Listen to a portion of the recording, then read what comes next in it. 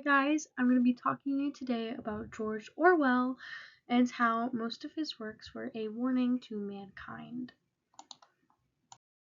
Eric Arthur Blair, or better known by his pen name George Orwell, was a British critic, journalist, and novelist. He is most famous for his two dystopian novels, Animal Farm and 1984. He was a man of strong words and opinions, addressing major political movements during his time, like World War II and the Russian Revolution, including imperialism, fascism, communism, and totalitarianism, which is a system of government that prohibits opposition from other political parties. I'm going to try to keep this on the minimum side as he had a lot of key experiences and events in his life that are very important to his work.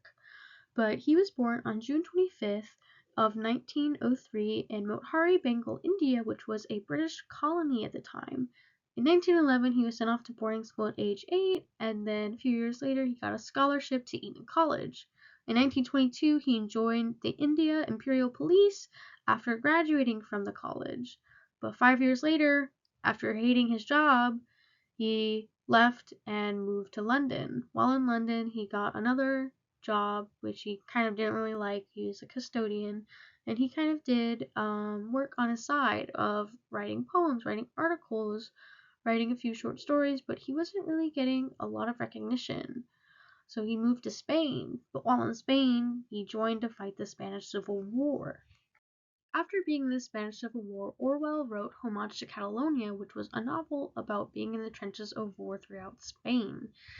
And this was not one of the first things he put under his pen name, but it was one of the first things to gain him recognition as a writer. In 1941, he became a radio host for the BBC, which was the British broadcast. But as World War II increasingly got more dangerous and tensions were rising, the BBC became very biased and started to twist the truth. And George Orwell, not agreeing with this, wanted to tell the truth to whoever listened, but producers and managers kind of told him, no, do your job. Orwell said, okay, bye. In 1944, he had wrote and finished Animal Farm, but for the next year, he had struggled to find a publisher as it was too relevant to World War II. But when he found one and it had released, it spread like wildfire in good and in bad ways. But a few years later, he became sick with tuberculosis. But throughout this time, he started to write his next novel, 1984. And he finished it and published it in 1949, but several months later, he died on January 24th of 1950 from tuberculosis. I chose to discuss George Orwell and his work because I think his work remains highly relevant to this day since it was published. He kind of points out a lot how authorities' language or tone towards certain topics is the problem between war and peace.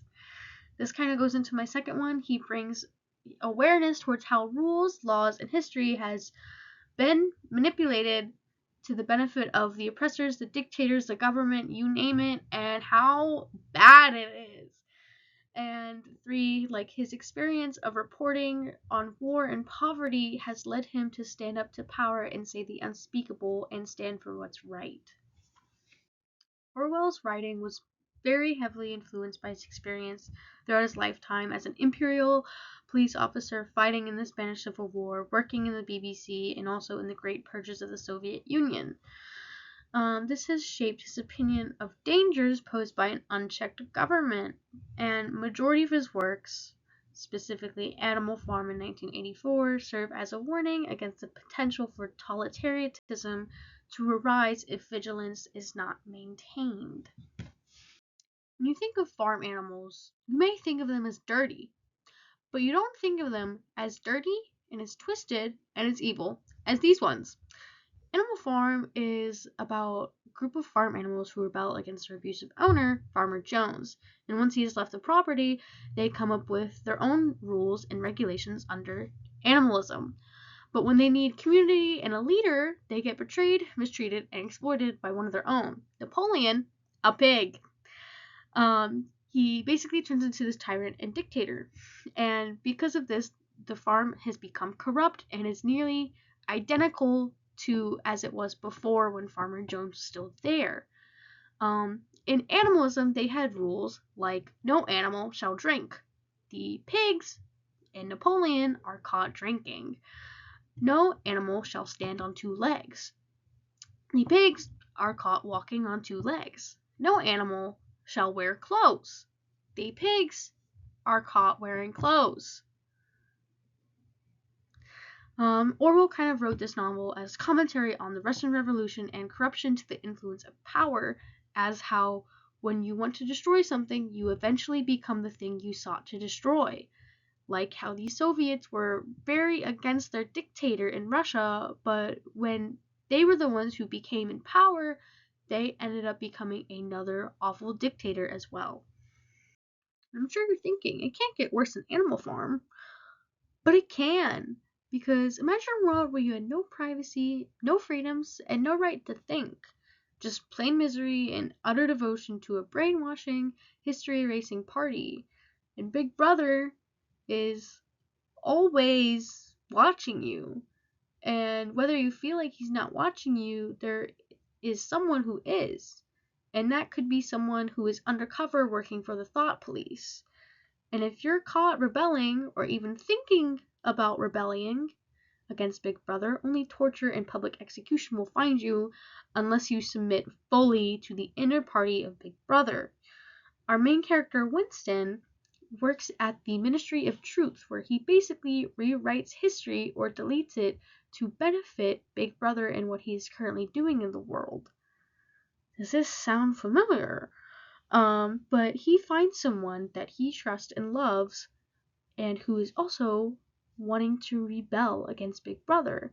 And they try to find people who want to rebel too. But it takes a turn for the worst.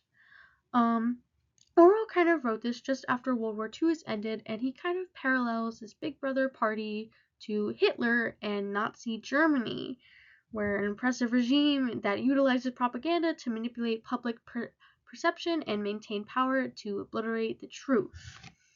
If that wasn't unsettling enough, then I'm sure this is, because 1984 actually influenced Margaret Atwood to write The Handmaid's Tale, and ironically enough, it was published 1985. Both of these novels are terrifying predictions of the future if dominated by totalitarianism, dictatorships, and oppressive regimes, and fascism. Ugh. But basically, The Handmaid's Tale is set in America in the future, and we have reformed to a militia dictatorship, and all government documents are suspended, meaning gone. Like, we have no constitution, we have no Bill of Rights, we have no Declaration of Independence. None of that matters. Why? Because women are stripped of all of our rights. We have no right to vote, no right to our bodies, no right to own property. You essentially become property. Women are set into classification groups. And because the world is so god awful now, there's chemicals in the air, there's chemicals in our clothes, there's chemicals in our food, most women become infertile. But if you are fertile, you are essentially a handmaid, where your only sole purpose is to produce children for the ruling class of men. Ew. I just kind of wanted to add that fun fact. All of these stories I find very compelling and thought-provoking, as politics are very important, as much as some people say that they are not, or that they're not as interested in them. I find political literature very interesting and at least some way important to real life or current times, because political literature is kind of a history lesson, and I think everyone needs to take in this history lesson. Thank you.